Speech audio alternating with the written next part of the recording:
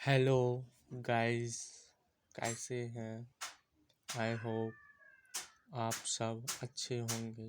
दोस्तों, आज मैं आप लोगों को मैट्रिक एग्ज़ाम जो 2022 में होने वाला है उसका कुछ ऑब्जेक्टिव फिज़िक्स का भी है, हम देने वाले हैं।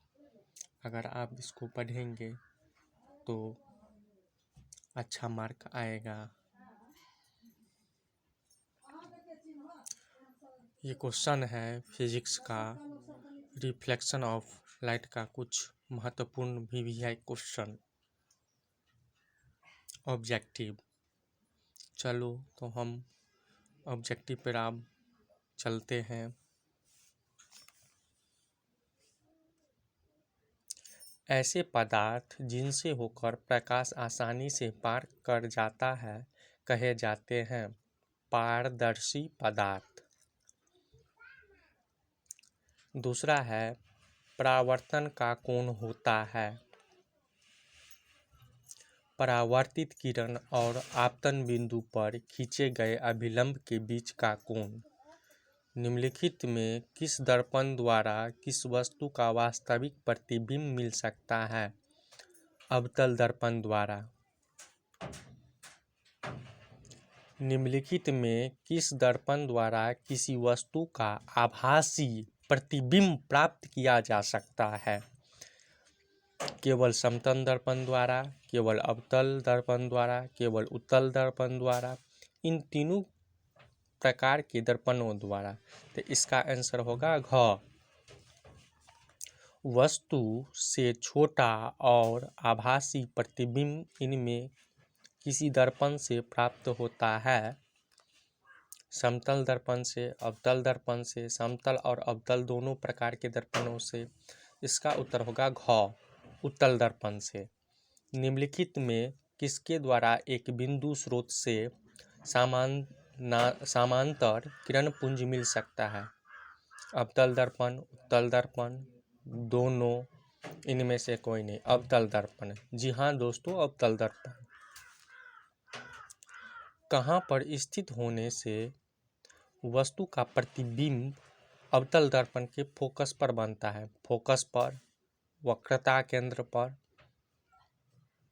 ध्रुव पर, अनंत पर। तो अनंत पर, जी हाँ दोस्तों, अनंत पर होगा। अवतल दर्पण की फोकस दूरी उसकी वक्रता त्रिज्या की दुगुनी होती है, चौथाई होती है, आधा होती है, बराबर होती है। तो जी आधा होती है। एक अवतल दर्पण में वस्तु बिंब की स्थिति फोकस और ध्रुव के बीच हो तो प्राप्त प्रतिबिंब होगा वास्तविक और बड़ा, वास्तविक और छोटा, आभासी, काल्पनिक और बड़ा, आभासी और छोटा। तो आभासी, काल्पनिक और बड़ा, ग होगा इसका आंसर।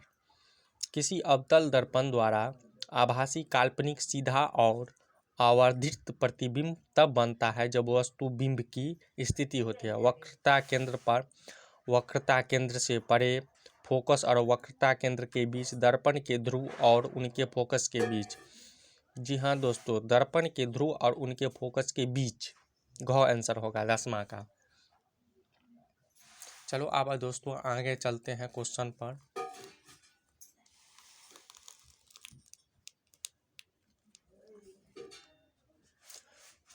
मोटर गाड़ी के चालक के सामने लगा रहता है उत्तल दर्पण। उत्तल दर्पण द्वारा बना प्रतिबिंब होता है काल्पनिक और सीधा, दोनों होगा, काल्पनिक और सीधा।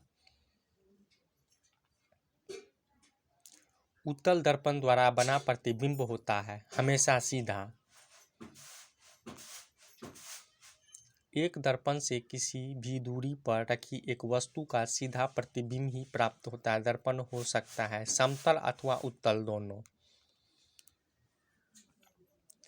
संबंध F=R/2 सत्य है। इसका होगा घ आंसर। उत्तल तथा अवतल दोनों प्रकार के दर्पणों के लिए।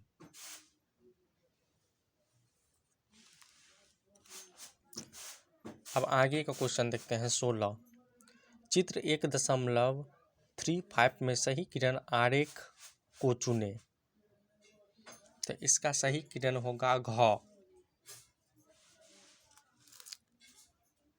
अब 17 नंबर क्वेश्चन पर चलते हैं।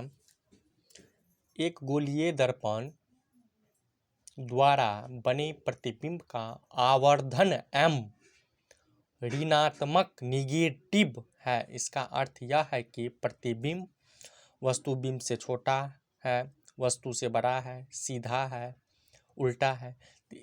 जी दोस्तों, इसका आंसर होगा घ, उल्टा। ओके गाइस, आई होप आपको वीडियो अच्छा लगे होंगे। जी दोस्तों, अब हम अगले वीडियो में आपसे मुलाकात फिर करेंगे। जय हिंद, जय भारत, जय मिथिला, जय मैथिली।